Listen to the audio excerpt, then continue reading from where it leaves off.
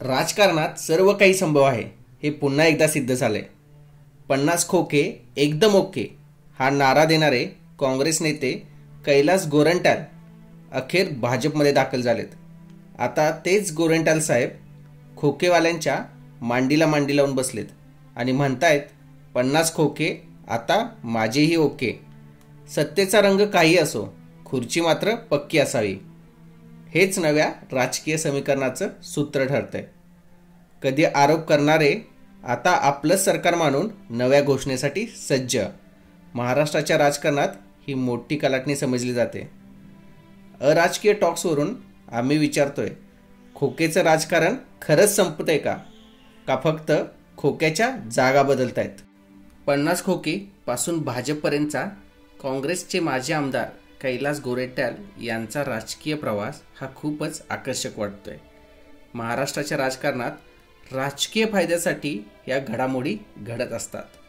काँग्रेसचे माजी आमदार कैलास गोरंट्याल यांनी अखेर भारतीय जनता पक्षात प्रवेश केला आहे। गेल्या काही महिन्यापासून गोरंट्याल काँग्रेसवर नाराज असल्याचं बोललं जात होतं। काँग्रेस सोडून जाणाऱ्या नेत्यांच्या नेहमीच्या पद्धतीप्रमाणे गोरंट्याल यांची नाराजी थेट पक्षांतरात बदलली आहे। जालना जिल्ह्यात गोरंट्याल यांचा प्रभाव मोठा मानला जातो। त्यांच्या पाठीशी असलेल्या कार्यकर्त्यांमुळे भाजपची ताकद स्थानिक स्वराज्य निवडणुकांमध्ये वाढू शकते। 2022 साली तत्कालीन मुख्यमंत्री एकनाथराव शिंदे यांच्या नेतृत्वामध्ये शिवसेना पक्षात फूट पडली। त्यानंतर शिंदे गट आणि ठाकरे गट असे शिवसेनेचे 2 गट निर्माण झाले। याच दरम्यान 50 खोके एकदम ओके ही घोषणा राज्यात गाजली गेली।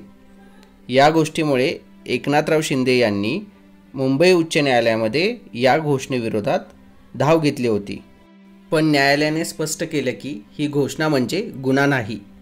कैलास गोरंट्याल हे विधानसभेपासूनच काँग्रेसवर नाराज होते। भाजप नेत्यांनी त्यांच्याशी सातत्याने संवाद साधला आणि आता ते अधिकृतपणे भाजपमध्ये दाखल झाले आहेत। महाराष्ट्रात सतत सुरू असलेल्या पक्षांतराच्या लाटेत आता गोरंट्याल नावही समाविष्ट झालं आहे। 50 खोके पासून भाजपपर्यंत ही राजकीय यात्रा अनेक गोष्टी सूचित करते।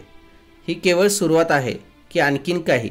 पक्षांतरे, घोषणांचा गुंज आणि निवडणुकीच्या पार्श्वभूमीवर सत्तेच्या समीकरणात काय बदल होतोय हे पाहणं गरजेचं ठरेल। कारण आता जे सत्तेसाठी पक्षांतरे करत आहेत तेच नेते पुढच्या वेळी जर दुसरा पक्ष सत्तेवर आला तर त्यावेळीही पक्षांतर करणार का? राजकारणात सर्व काही संभव आहे आणि हे पुन्हा एकदा सिद्ध झालंय। मित्रांनो, तुम्हाला याबद्दल काय वाटतं हे कमेंट करून नक्की कळवा आणि आपल्या चॅनेलला सबस्क्राईब करा।